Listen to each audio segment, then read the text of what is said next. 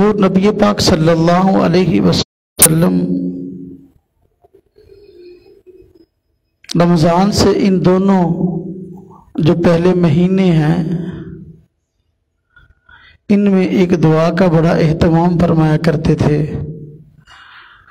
وہ دعا ہے اللہم بارک لنا فی رجب و شعبان و بلغنا رمضان، کہ اللہ ہمارے لیے رجب اور شعبان کے مہینے میں برکت عطا فرما اور زندگی میں اتنی مہلت عطا فرما کہ رمضان المبارک کا مہینہ ایک مرتبہ پھر دیکھے۔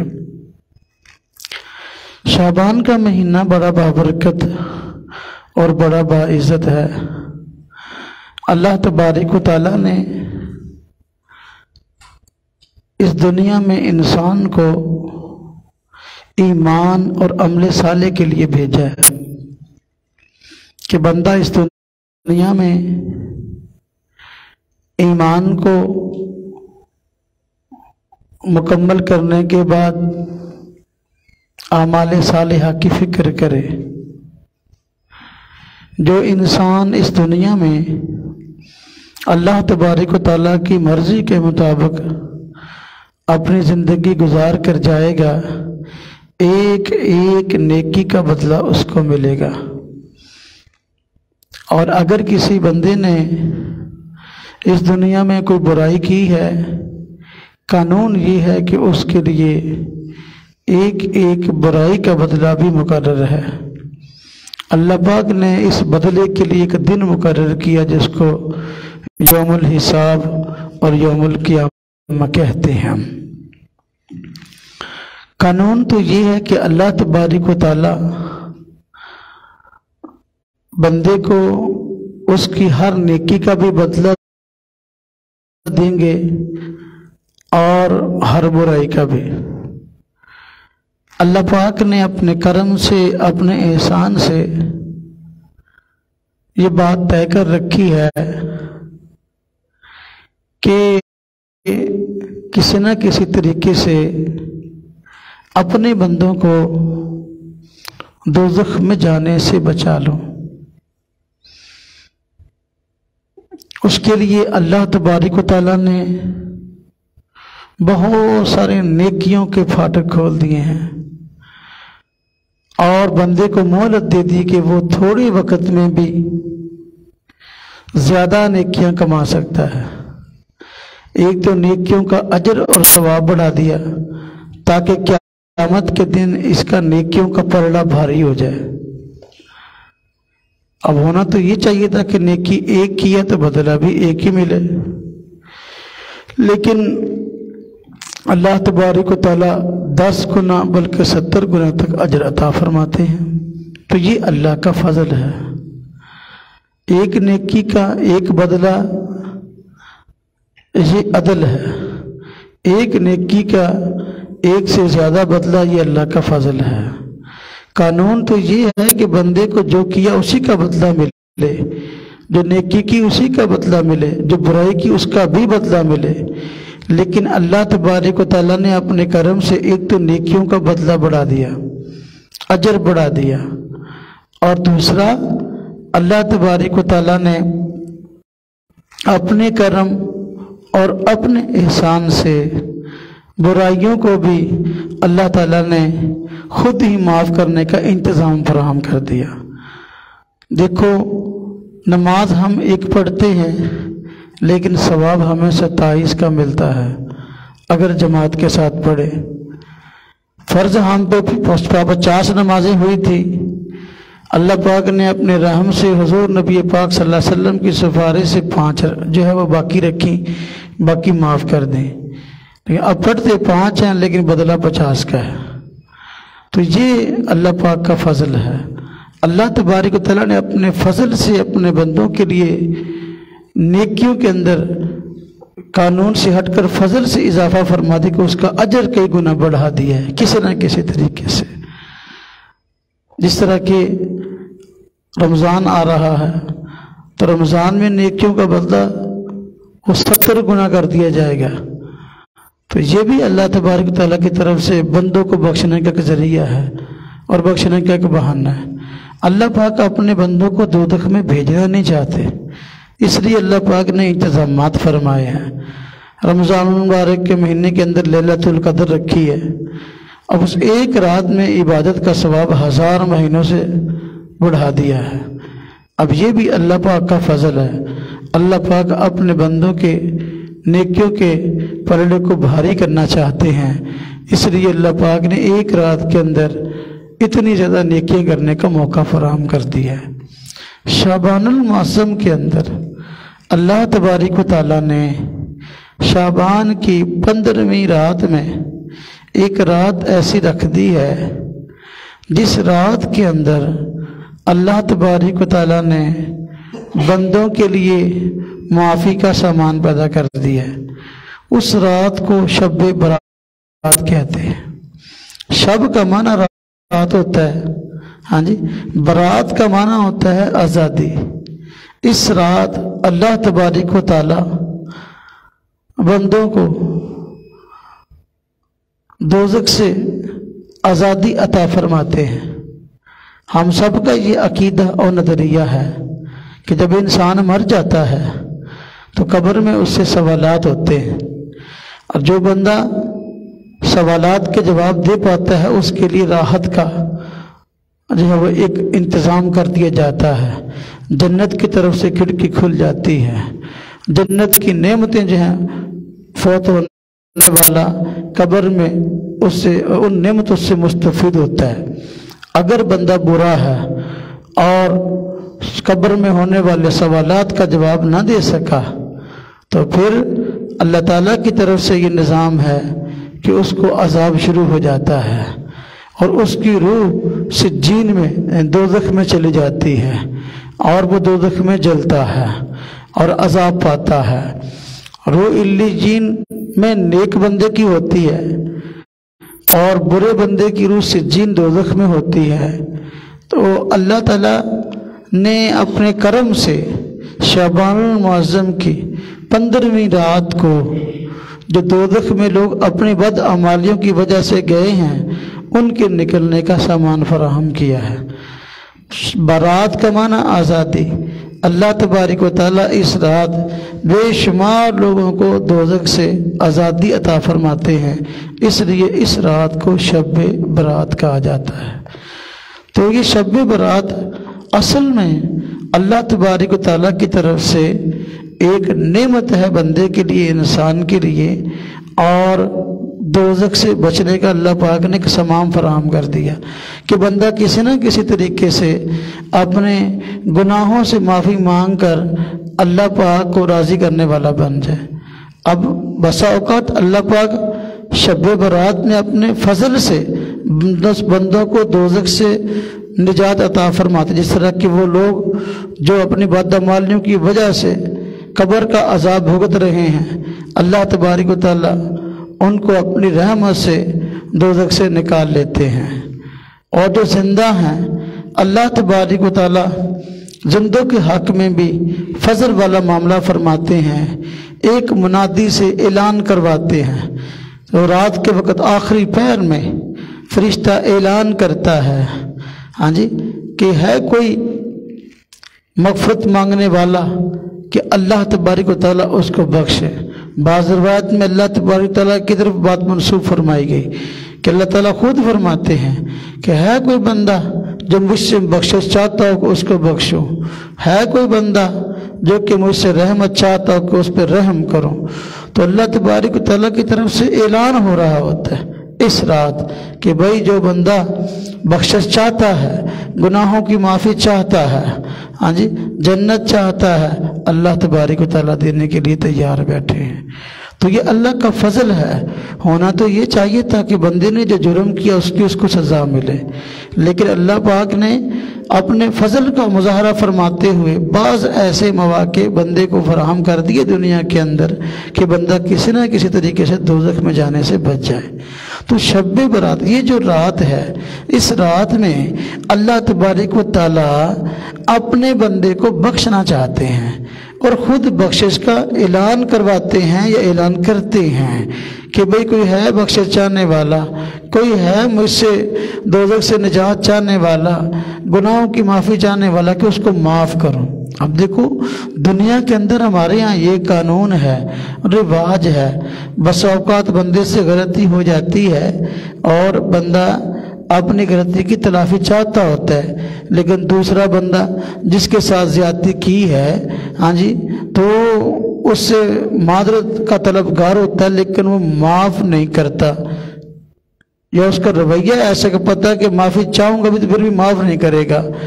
تو دنیا کے اندر یہ سلسلہ ہے کہ بس اوقات بندہ اپنے غلطی پر معافی چاہتا ہے تو دوسرا بندہ معاف نہیں کرتا، لیکن اللہ تعالیٰ ایسی ذات ہیں کہ وہ خود معاف کرنے کو تیار بیٹھے ہیں اور خود اعلان فرماتے ہیں کہ بھئی کوئی بندہ بخشش چاہنے والا ہے کہ اس کو بخشو۔ اب دیکھو گناہ یہ اللہ پاک کی نافرمانی کا نام ہے، اللہ پاک کی نافرمانی گناہ ہے، تو اللہ پاک نافرمانی کی وجہ سے ناراض ہوتے ہیں، لیکن اللہ پاک کی ذات ایسی ناراض ہے کہ خود راضی ہونے کے لیے تیار بیٹھی ہے، یعنی ناراض تو ہے لیکن اس انتظار میں ہے کہ میرا بندہ کس وقت جو ہے میرے ساتھ صلح کر لے۔ اللہ پاک گناہ کی وجہ سے ناراض ہوتے ہیں، اللہ سے لڑائی ہو جاتی ہے، لیکن اللہ پاک ایسے ناراض ہیں کہ خود راضی ہونے کے لیے تیار بیٹھے ہیں، بس صرف بندے کے راضی کرنے کی دیر ہے کہ بندہ اللہ تبارک و تعالیٰ کو اپنی معذرت خواہی کر کے توبہ کر کے اللہ پاک کو راضی کرنے والا بن جائے۔ تو یہ رات بھی اللہ تبارک و تعالیٰ کی طرف سے عظیم فضل کا مظاہرہ ہے۔ اب دیکھو امت محمدیہ پر اللہ تبارک و تعالیٰ نے جہاں اور بہت سارے احسانات کیے ہیں تو ایک احسان یہ کیا کہ شعبان کی 15ویں رات میں یہ بخشش کا سامان فراہم کر دیا، اور اس رات کو ہی جو ہے وہ لیلۃ البراء فرمایا، یعنی دوزخ سے آزادی کی رات، جرموں سے معافی کی رات اللہ پاک نے فراہم کر دی۔ اللہ پاک حضور نبی پاک صلی اللہ علیہ وسلم کے طفیل اپنے بندوں کو بخشنا چاہتے ہیں، اس لیے کئی موقع اس طرح کے فراہم کر دیے ہیں۔ اس رات میں جہاں گناہوں کی معافی ہوتی ہے وہاں یہ سلسلہ بھی ہوتا ہے کہ پورے اگلے سال میں جن لوگوں نے فوت ہونا ہے تو ان لوگوں کی فہرست حضرت جبریل امین کو دے دی جاتی ہے، حضرت اسرائیل کو دے دی جاتی ہے۔ حضرت اسرائیل کو اگلے پورے سال فوت ہونے والے بندوں کی لسٹ مل جاتی ہے کہ اگلے سال ان لوگوں کی فلاں دن فلاں وقت فلاں جگہ پہ جان نکالنی ہے۔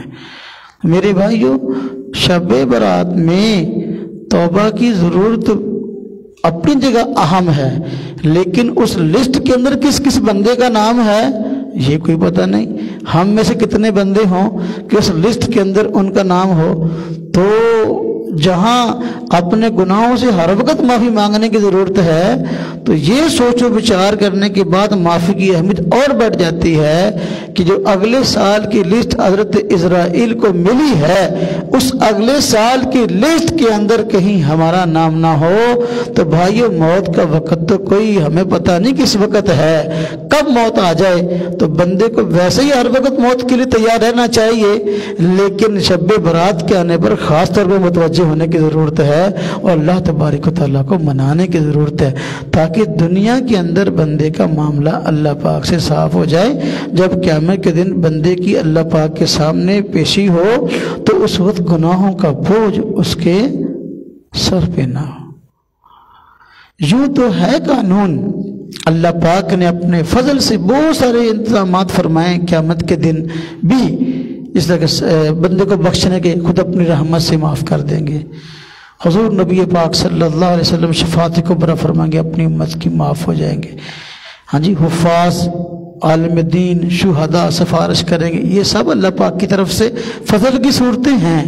لیکن میرے بھائیو، ہم کریں زندگی میں معاملات اس طرح جس طرح کہ ہم نے عدل کے حساب سے چلنا ہے، امید رکھے اللہ تبارک و تعالیٰ کی فضل کی، تو بندہ کام کرے عدل کو دیکھ کے، امید رکھے فضل کی، تو پھر انشاءاللہ تعالیٰ اللہ تبارک و تعالیٰ کی طرف سے انشاءاللہ تعالیٰ اللہ کے فضل کی امید ہوگی تو اللہ پاک ہمیں بخش دیں گے۔ تو اللہ پاک کی طرف سے بخشش کے اسباب بہت سارے ہیں، شب برات بھی بخشش کے اسباب میں سے ایک عظیم سبب ہے، اور بخشش کے ذرائع میں سے اللہ پاک کی طرف سے ایک عظیم ذریعہ ہے۔ ہمیں چاہیے کہ اس رات میں اللہ تبارک و تعالیٰ کی عبادت خاص طور پہ کریں اور اللہ تبارک و تعالیٰ کی طرف متوجہ ہوں اور توبہ استغفار کا اہتمام زیادہ کریں۔ بہت سارے لوگ پوچھتے ہیں کہ شب برات کو کون سی دعائیں ہیں جو کرنے کی ہیں، کون سی نمازیں ہیں جو پڑھنے کی ہیں، یا اور کون سے اعمال جو کرنے کے ہیں۔ کوئی خاص عمل اس رات کو لاگو نہیں کیا گیا بھی یہی کرنا ہے اور یہ لازمی ہے، ایسا نہیں۔ جس کو بھی ہم نیک کام خیال کرتے ہیں وہ ہم کر سکتے ہیں، جس کام کے کرنے پہ اجر ہے، ثواب ہے، ہم اس کام کو کر سکتے ہیں۔ ہم نوافل کی کثرت کریں، ہم تلاوت کی کثرت کریں، ہم استغفار کی کثرت کریں، ہم صدقہ کی کثرت کریں، یہ سارے کے سارے اعمال ایسے ہیں جو اجر اور ثواب کے ہیں، تو لہذا ان میں جو کام بھی ہم کر سکتے ہیں اس رات کے اندر کریں۔ حضور نبی پاک صلی اللہ علیہ وسلم نے ایک حدیث مبارک میں فرمایا ہے کہ اللہ تبارک و تعالیٰ اس رات قبیلہ بنو کلب کی بکریوں کے اوپر جس قدر بال ہیں اس سے زیادہ اپنے بندوں کی مغفرت فرماتے ہیں۔ عرب کے اندر ایک قبیلہ بنو کلب ہے، تو اس قبیلے کی بکریوں کی جو صورتحال تھی کہ عام بکریوں کی بنسبت اس قبیلے کی بکریوں کے اوپر بال زیادہ ہوتے تھے، اس لیے آپ نے مثال دیتے ہوئے بات ارشاد فرمائی۔ عام بکری جو ہے اس کے جسم پر کتنے بال ہیں ہم وہ نہیں گن سکتے، وہ شمار نہیں کر سکتے، تو بنو کلب کی بکریاں جو بال کے زیادہ ہونے میں مشہور ہیں، اب ان کے بال کیسے شمار ہو سکتے ہیں؟ تو اس سے معلوم ہوا اللہ تبارک و تعالیٰ اس رات بے شمار لوگوں کی مغفرت فرماتے ہیں۔ ہمیں چاہیے کہ ہم مغفرت کا اہتمام کریں، استغفار کا، تاکہ ہم ان لوگوں کی لسٹ کے اندر آ جائیں۔ لیکن چند بد نصیب لوگ ایسے ہیں کہ اللہ تبارک و تعالیٰ اس رات بھی ان کی مغفرت نہیں فرماتے۔ اللہ پاک رحیم ہے، اللہ پاک کی ذات کریم ہے، فضل فرمانے والے ہیں، اور اللہ پاک بسا اوقات بخشش چاہنے کے بغیر بھی بندے کے گناہوں کو معاف کر دیتے ہیں، لیکن چند گناہ ایسے ہیں یا گناہ گار ایسے ہیں کہ اس رات بھی ان کی بخشش نہیں ہوتی۔ ان میں حضور نبی پاک صلی اللہ علیہ وسلم نے فرمایا کہ جن کی بخشش اس رات نہیں ہوتی ان میں ایک بندہ ہے جو والدین کا نافرمان ہے۔ والدین کے نافرمان کی بخشش اس رات نہیں ہوتی۔ جو بندہ اپنے والدین کی نافرمانی کرتا ہے، اپنے والدین کا اطاعت گزار نہیں ہے، اپنے والدین کے کہنے کار نہیں ہے، اللہ تبارک و تعالیٰ اس کی مغفرت نہیں فرماتے۔ کیوں؟ اس لیے کہ اللہ تبارک و تعالیٰ کے بعد اس دنیا کے اندر سب سے بڑا سہارا انسان کو جو ملتا ہے وہ والدین کا ہے۔ جب تک والدین زندہ رہیں اس وقت تک ان کی جان توڑ یہ کوشش ہوتی ہے کہ ہمارے بیٹے کو، ہماری بیٹی کو، ہماری اولاد کو گرم ہوا بھی نہ لگے، کانٹا بھی نہ چبھے، اور اس کے لیے اپنی جان تک کھیل جاتے ہیں۔ دنیا کے ہر رشتے میں بسا اوقات مفاد داخل ہو جاتا ہے، خود غرضی داخل ہو جاتی ہے، لیکن والدین ایک ایسا عظیم رشتہ ہے جو خود غرضی پہ مبنی نہیں ہے، بلکہ اپنی ساری راحتیں، اپنی ساری کی ساری جتنی صلاحیتیں ہیں والدین اپنی اولاد کی بہتری پر خرچ کر دیتے ہیں۔ تو دنیا میں سب سے بڑا خیر خواہ رشتہ وہ والدین ہے۔ تو جس بندے نے والدین کی قدر نہ کی اور اپنے والدین کی نافرمانی کی، اس کی بخشش نہیں۔ جو والدین کا نافرمان ہے وہ اللہ کا فرمانبردار بھی نہیں ہو سکتا، یہ بات طے ہے۔ अल्लाह तो उसको नज़र नहीं आता। अल्लाह पाक कितने करम फरमाते हैं, कितने एहसानात बंदे फरमाते हैं, अल्लाह तो उसको नज़र नहीं आ रहा। वालिद बाप सर्दी गर्मी में खड़ता हुआ उसके रोजी कमा के उसके मुंह में लुकमा डाल रहा है, माँ बेचारी सारा दिन जो है उसकी खिदमत में लगी, उसको माँ बाप आंखों से नजर आ रहे हैं, तो उसका एहसानमंद नहीं, तो अल्लाह का एहसानमंद कैसा होगा? अल्लाह तबारक व तआला ने इसलिए कुरान करीम के अंदर अपनी इबादत के बाद सबसे बाद जो हुक्म पहला लागू किया अल्लाह की इबादत के बाद वालिदैन की फरमाबरदारी है। अल्लाह पाक फरमाते हैं वक़ज़ा रब्बुका अल्ला ताबुदू इल्ला इय्याह व बिल वालिदैनि ihसाना। अल्लाह पाक ने फैसला फरमा दिया, ये बात तय कर दी है कि अल्लाह पाक के अलावा किसी की इबादत नहीं, और व बिल वालिदैनि ihसाना, वालिदैन के साथ जो है उसने सलूक इख्तियार करो। अल्लाह पाक की तरफ से ये फैसला हो चुका कि वालिदैन के साथ नेकी करोगे तो तब कामयाबी है, अगर वालिदैन के साथ नेकी न करोगे तो कामयाबी नहीं है। और रिश्तेदार तो इंसान के और भी होते हैं, बहन हैं, भाई हैं, चच्चे हैं, ताए हैं, मामू हैं, फूफी फूफे, सारे रिश्तेदार हैं। लेकिन अल्लाह पाक ने रिश्तेदारों में से वालिदैन के हक में बंदे पर फर्ज करार दिया कि वो अपने वालिदैन के हक में दुआ करे। किसी रिश्तेदार के हक में दुआ फर्ज नहीं है, वालिदैन के हक में दुआ फर्ज है। और अल्लाह पाक ने कुरान करीम में हुक्म दिया है वक़ुर रब्बिरहमहुमा कमा रब्बयानी सगीरा, और कहते रहो ये, यानी ये दुआ मांगते रहो, रब्बिरहमहुमा, ऐ मेरे रब उन दोनों पर रहम करम वाला मामला फरमा, कमा रब्बयानी सगीरा, ऐ मेरे परवरदिगार जिस तरह के उन्होंने बचपन के अंदर या अल्लाह मेरा ख्याल रखा है, या अल्लाह आए थे उन पर रहम फरमा, उनका ख्याल रख। ये दुआ रब्बिरहमहुमा कमा रब्बयानी सगीरा, रब्बिरहमहुमा कमा रब्बयानी सगीरा, रब्बिरहमहुमा कमा रब्बयानी सगीरा, ये दुआ वालिदैन की हकम करना फर्ज है बेटे पर, बेटी पर। तो बख्शिश की रात शब बरात अल्लाह तबारक व तआला इसके अंदर बेशुमार लोगों को बख्श देते हैं, लेकिन वालिदैन के नाफरमान की मग़फ़िरत नहीं फरमाते। कितना बड़ा बदनसीब है वो शख्स जो वालिदैन का नाफरमान है। हुज़ूर नबी पाक सल्लल्लाहु अलैहि वसल्लम ने एक मरतबा मिंबर शरीफ पर चढ़ती हुई 3 बातों पर आमीन कहा था। सहाबा किराम हैरान हुए, पूछा हुज़ूर आपने किन बातों पे आमीन कहा? फरमाया कि जिब्रील आए थे और 3 बद्दुआएं उन्होंने दी, मैंने उस पर आमीन कहा। एक तो उन्होंने कहा कि तबाह बर्बाद हो वो शख्स जिसके सामने आपका नामे नामी आए और वो आप पर जो है दुरूद शरीफ ना पढ़े, मैंने कहा आमीन।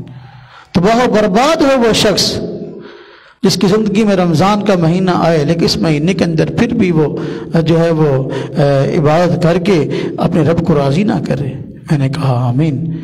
तो जिब्रील ने फरमाया तबाह बर्बाद वो शख्स कि जिस अपनी ज़िंदगी में अपने बूढ़े वालिदैन को पाए लेकिन फिर भी उनकी खिदमत करके उनको राज़ी ना करे, तो मैंने कहा आमीन। हुज़ूर नबी पाक सल्लल्लाहु अलैहि वसल्लम यहाँ तक फरमाया है कि रब की रज़ा वालिदैन की रज़ा में छुपी हुई है। तो इस रात शब बरात में अल्लाह तबारक व तआला वालिदैन के नाफरमान की मग़फ़िरत नहीं फरमाते। हुज़ूर नबी पाक सल्लल्लाहु अलैहि वसल्लम ने इरशाद फरमाया कि शब बरात के अंदर अल्लाह तबारक व तआला बेशुमार लोगों को बख्श देते हैं, लेकिन इस रात के अंदर शराब के आदी बंदे की बख्शिश नहीं फरमाते। तो शराब का आदी है, शराबी है, उसकी बख्शिश नहीं फरमाते। शराब के आदी होने की बात है। शराब पीना जुर्म है, एक मरतबा पिएगा गुनाह कबीरा है, अल्लाह पाक ने रोका है। लेकिन जो आदी है सरकशी पे उतरा है, यानी बार बार पीता है। शराब ये پینا یہ جرم کیوں ہے؟ آج لوگ اس کو موج مستی کا نام دیتے ہیں اور شراب پینے کو جرم نہیں سمجھتے۔ شراب پینے کو جرم کیوں نہیں سمجھتے؟ شراب پینے کو جرم اس لیے نہیں سمجھتے کہ وہ کہتے دنیا کے اندر اپنی مرضی کے مطابق جینے کا ہر بندے کو حق ہے، لہذا ہم جو چاہے کریں۔ لیکن یہ کسی مومن کی سوچ تو نہیں ہو سکتی، یہ کافر کی سوچ ہو سکتی، اس لیے کہ دنیا کے اندر بندہ آیا ہے، اللہ نے اس کو پیدا کیا، اللہ نے اس کو بھیجا ہے، تو اللہ کے حکم کے مطابق اللہ کی مان کر چلے گا، تب بھی گزارا ہے۔ شرابی بندے دیکھو انسان ہے، اللہ تبارک و تعالیٰ نے انسان کو باقی مخلوقات پر جو عزت دی ہے، ہاں جی، اس کی وجوہات میں سے ایک وجہ یا عزت کا ایک پہلو یہ ہے کہ اللہ تعالیٰ نے اس کو عقل جیسی عظیم نعمت عطا فرمائی ہے۔ باقی مخلوقات میں عقل والی نعمت اس طرح نہیں ہے، اس درجہ کی یا اس طرح کی تو یہ ہے ہی نہیں، تو عقل والی نعمت عطا فرمائی ہے۔ اور جو بندہ شراب پیتا ہے تو شراب پینے کی وجہ سے اس کو نشہ آتا ہے، اور نشہ آتا ہے تو عقل کام کرنا چھوڑ جاتی ہے۔ اب جس نعمت کی وجہ سے وہ دوسری مخلوقات پر جو ہے فائق ہوا تو اس نے وہ نعمت ظاہر کر دی، حالانکہ اللہ پاک نے اس کو عزت دی تھی، وہ خود جو اپنے آپ کو ذلیل کر بیٹھا۔ اسے شریعت میں سزا ہے کہ ایسے بندے کو جوتے لگے، 80 جوتے لگے، 80 کوڑے لگے اس بندے کو جو شراب پیے۔ 80 کوڑے کیوں لگے؟ اس لیے کہ بندہ جو ہے اس کی عقل عام طور پر 80 سال تک کام کرتی ہے، پھر بس اوقات 80 سال کے بعد آہستہ آہستہ عقل کام کرنا چھوڑ دیتی ہے، تو اس نے 80 سال سے پہلے اپنی عقل کو ضائع کر لیا، اس کو ہر سال کے بدلے جوتا لگاؤ۔ تو فرمایا شراب کا عادی اللہ تبارک و تعالیٰ اس شخص کو اس عظمت والی رات کے اندر بھی معاف نہیں فرماتے۔ اللہ پاک نے اتنی بڑی نعمت عقل والی اس کو دی، یہ اس عقل والی نعمت کو شراب پی کے ضائع کر رہا ہے۔ اللہ پاک نے فرمایا قرآن کریم میں انما الخمر والمیسر والانصاب والازلام رجس من عمل الشیطان، کہ شراب جوئے پاسے یہ سب شیطانی کام، ان کو چھوڑ دو۔ لیکن جو نہیں باز آتا اللہ کے حکم کو توڑتا ہے، اور بار بار توڑتا، عادی بندہ تو بار بار توڑتا ہے نا۔ تو یہ شراب کے عادی کی مغفرت اس رات بھی نہیں ہوتی۔ اور فرمایا زنا کار زانی اس کی مغفرت نہیں ہوتی شب برات میں۔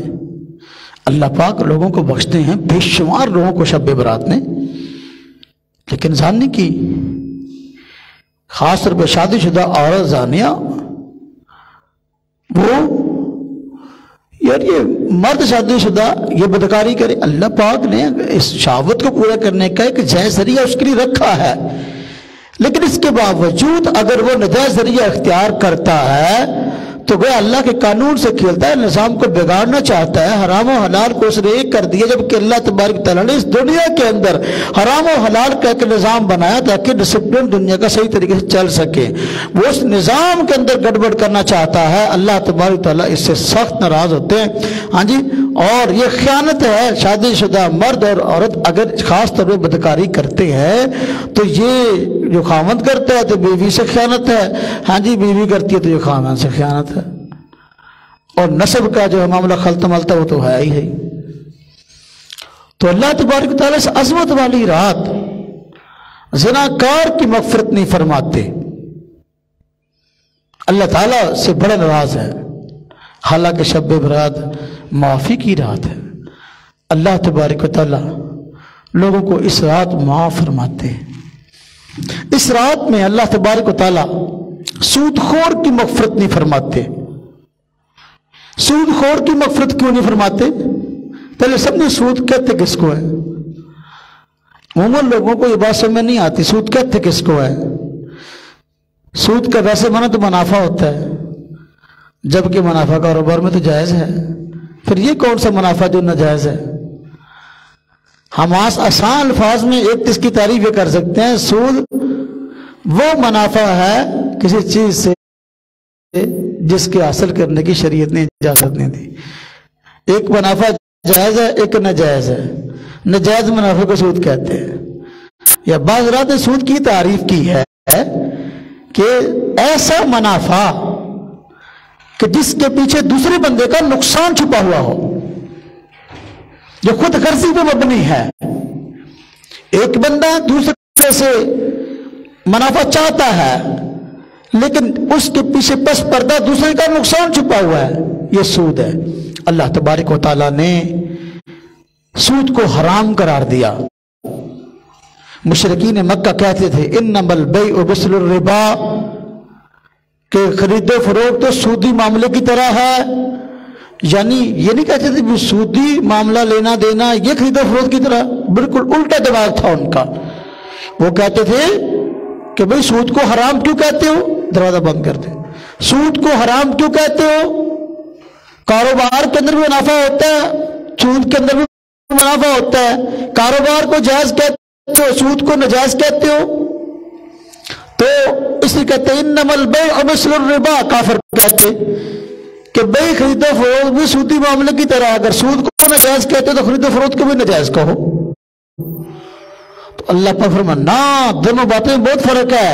وَأَحَلَّ اللَّهُ الْبَيْعَ وَحَرَّمَ الرِّبَا۔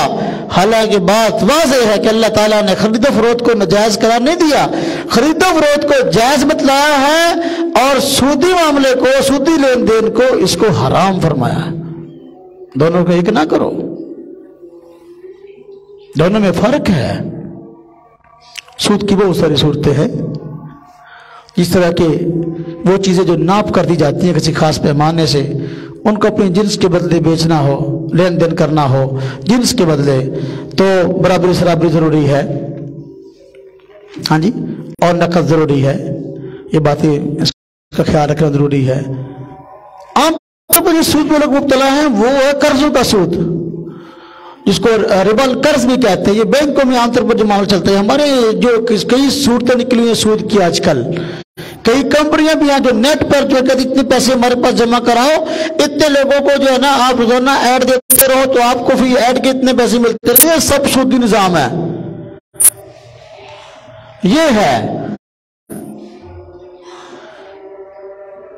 حضور نبی پاک صلی اللہ علیہ وسلم حجۃ الوداع کے موقع پر صاف الفاظ میں فرماتے ہیں کہ بھائی سودی لین دین سے باز آ جاؤ، اور سودی لین دین حرام ہے، اس سے بچو۔ سود کی ممانعت آنے سے پہلے لوگ سودی معاملات کرتے تھے۔ آپ کے چچا حضرت عباس کے بعض معاملات آپ نے قرض دیے تو لوگوں کو واپس لینے تھے۔ آپ نے فرمایا میں سب سے پہلے اپنے گھر کی مثال پیش کرتا ہوں، میں چچا حضرت عباس کے جن لوگوں نے پیسے دینے سب معاف کرتا ہوں۔ تو اس سے باز آنے کے لیے کہا اور صاف فرمایا کہ اگر باز نہیں آتے، فرمایا فَأَذَنُوا بِحَرْبٍ مِّنَ اللَّهِ وَرَسُولِهِ، اللہ اور اس کے رسول سے اعلان جنگ کے لیے تیار ہو جاؤ۔ اب اتنی بڑی وعید قرآن کریم میں موجود ہے کہ جو بندہ سود خور ہے، سودی معاملات کر رہا ہے، اللہ کے رسول سے اعلان جنگ ہے اس کا، جس کا اللہ کے رسول سے اعلان جنگ ہے۔ اس مغفرت والی رات شب برات میں اللہ تبارک و تعالیٰ اس کی مغفرت نہیں فرماتے سود خور کی۔ سود خور آج نام بدل کر اس کو جائز کرنا چاہتے ہیں، سود کا نام بھی بدلنے پھر بھی ناجائز رہے گا۔ سود کا نام آج لوگوں نے جو ہے نا پرافٹ رکھ دیا، تو سود کو پرافٹ کو تب بھی ناجائز ہے، اور اس کو سود کو ہو تب بھی ناجائز ہے۔ ایک جرم کو جو بڑا ہو، جرم نہ سمجھنا یہ بھی گناہ ہے، اور پھر اس کو جائز کرنے کے لیے اس کا نام بدل دینا یہ بھی گناہ ہے۔ میں کہا کرتا ہوں آج دیکھو نا زنا ہے، اس زنا بدکاری لوگوں نے اس کو جائز کرنے کے لیے اس کا نام بدل دیا، اس کا نام پیار رکھ دیا، فلانا فلانی سے پیار کرتا ہے، فلانی فلاں سے پیار کرتی ہے۔ اب دیکھو یہ پیار کیا چیز ہے؟ یہ زنا ہے، زنا کی دعوت ہے، بدکاری کی دعوت ہے۔ تو بدکاری لفظ جو ہے وہ ایسا تھا کہ کوئی بندہ اگر کسی کو کہتا ہے کہ فلاں فلاں سے بدکاری کرتا ہے تو یہ جرم تھا، گناہ تھا، شاید کسی کو حیا بھی آتی، لیکن اس کو نئے عنوان سے جو ہے نا اچھا سمجھ لیا گیا، پیار پیار پیار پیار۔ اسی طرح دیکھیں رشوت ہے نا، اب آپ ہمیں رشوت لینے والا دینے والا دونوں لانتی ہیں، کتنا بڑا گناہ کی بات ہے، کتنی بڑی وعید ہے۔ آج اس کو اچھا نام دے کر جائز کر لیا گیا، کیا کہ چائے پانی نام رکھ لیا اس کا، چائے پانی پلا دیو، رشوت کا نام چائے پانی۔ دیکھو اگر رشوت لینے والا رشوت لیتا اور کہتا بھی کتنی رشوت دو گے، اور دینے والا کہتا میں اتنی رشوت دوں گا، شاید دونوں کو حیا آتی، لیکن بے حیا ہو کر اس کا نام بدل دے، چائے پانی نام رکھ دیا، اب نہ لینے والے کو حیا یا دینے والے کو حیا آ رہی۔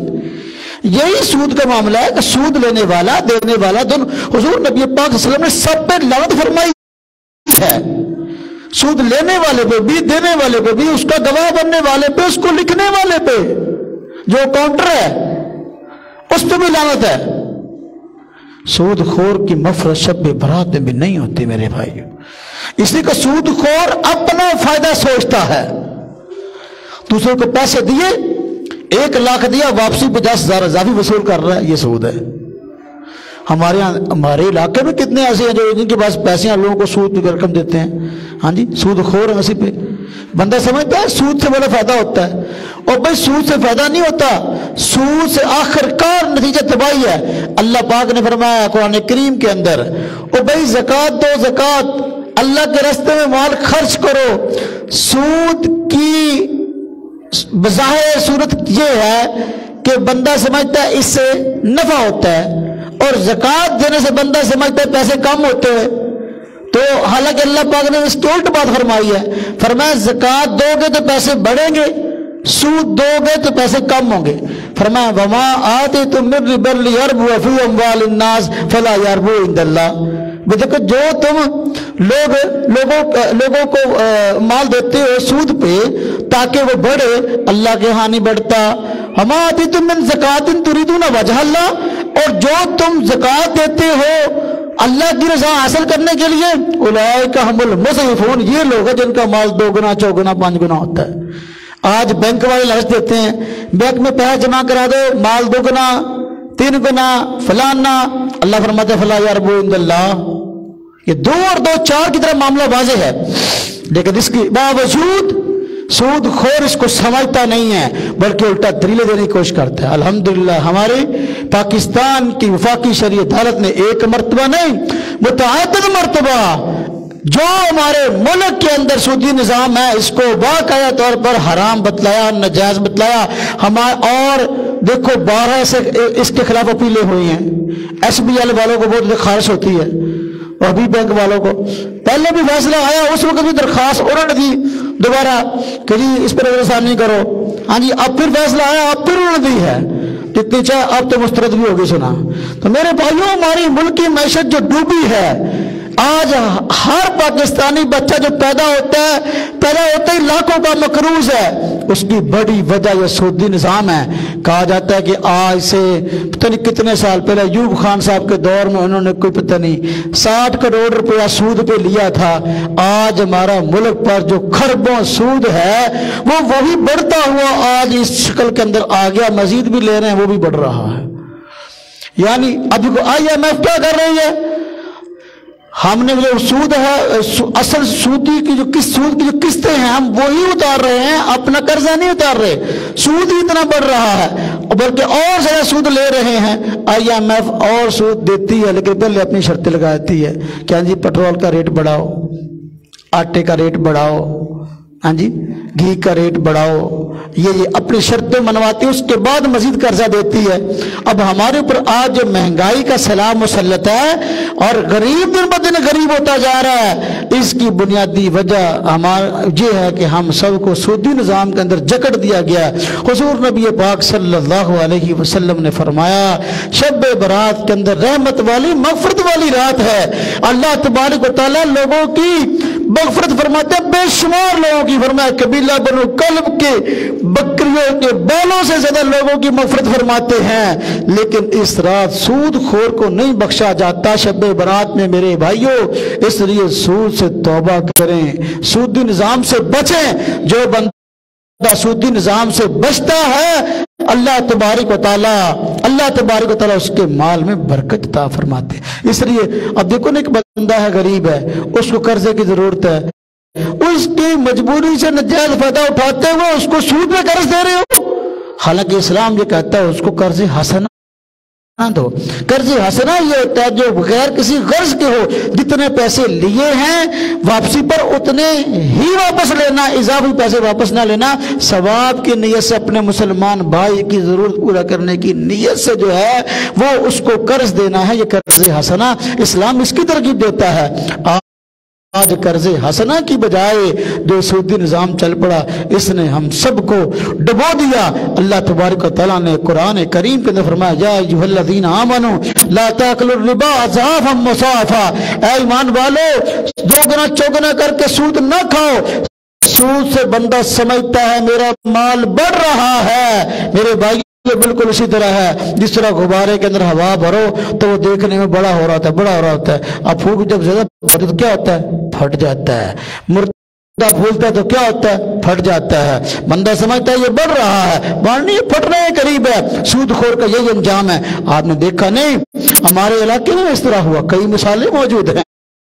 हमने मुल्क की सतह पर देखा जिन लोगों ने सूदी जो है वो निजाम को, सूदी लेन देन को समझते हुए कारोबार चलाया, उनका कारोबार आखिरकार डूबा है। हमारे मुल्क की माइशत जो डूबी है सूदी निजाम की वजह से है। करोड़ देखो जो लोग सूद कमाते हैं, सूद लेते हैं लोगों से, उनके साथ मामला नहीं हो रहे।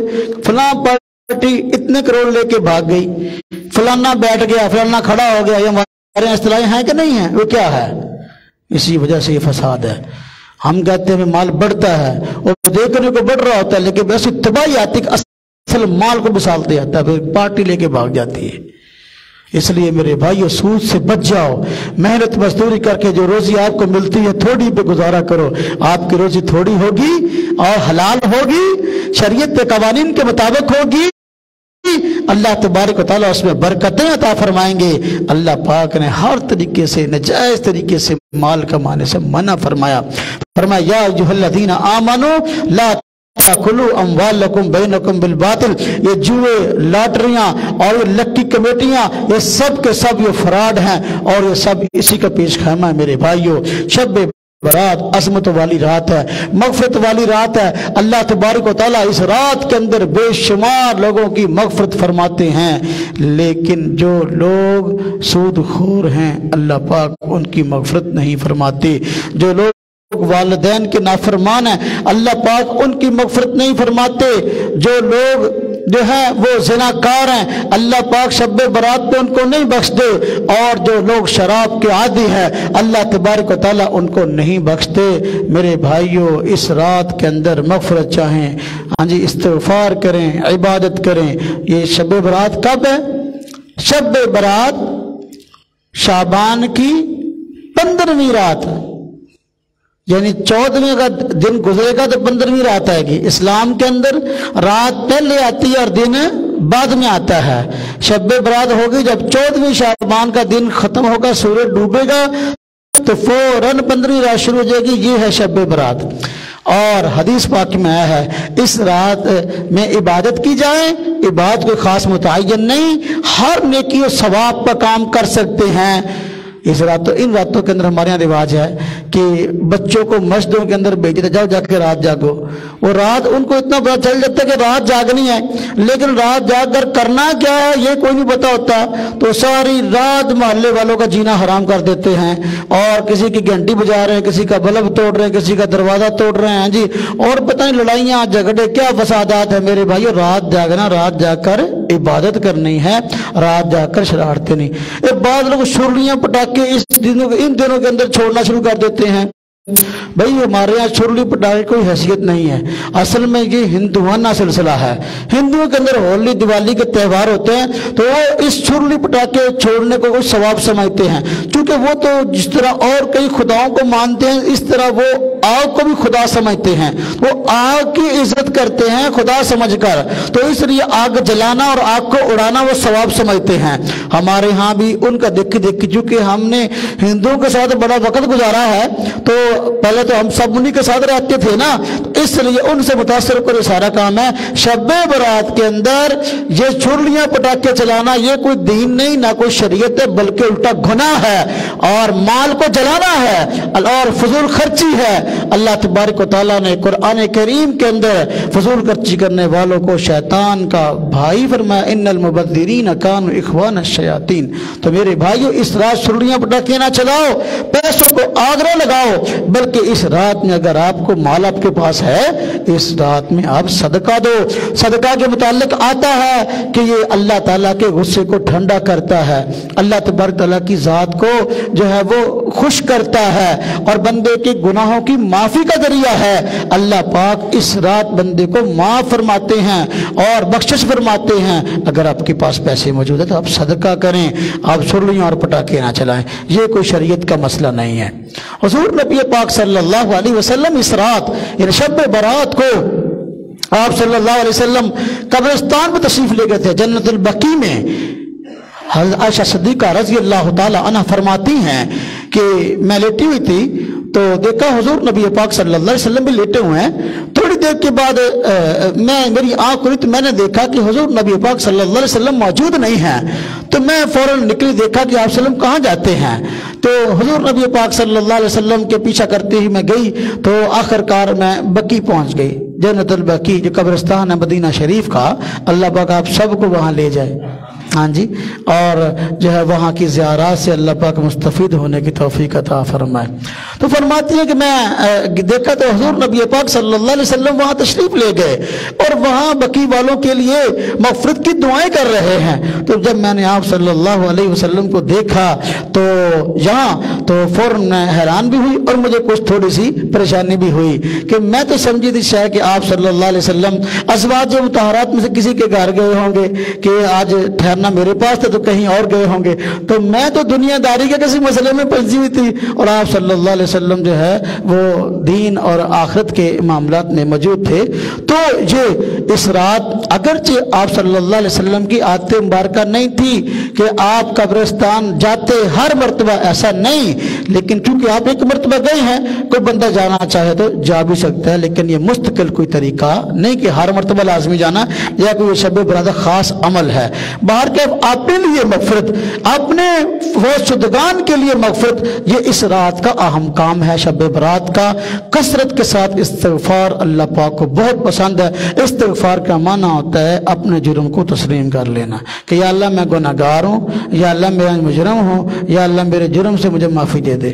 جو بندہ اپنے جرم سے معافی مانگ لیتا ہے نا، اب اپنے جرم کو تسلیم کر لیتا ہے، اس کو معافی مل جاتی ہے۔ جھگڑا اس وقت تک رہتا جب تک بندہ اپنی غلطی کو مانتا نہیں ہے، میں کی کیتا، میرا کی قصور ہے۔ ہم یہی سمجھتے ہیں نا یہ کیوں ہو گیا میں نے کہ ہم ہر وقت گناہ کرتے ہیں، کون سا جو ہے نا وہ دن ایسا ہوتا ہے جس میں ہم گناہ نہیں کرتے۔ ہاں مسئلہ یہ ہے کہ بہت سارے گناہ ایسے ہیں جن کو ہم کرتے ہیں، ہمیں علم نہیں گناہ ہے یا ہم علم ہوتا ہے گناہ لیکن اس کے باوجود گناہ سمجھتے نہیں ہیں۔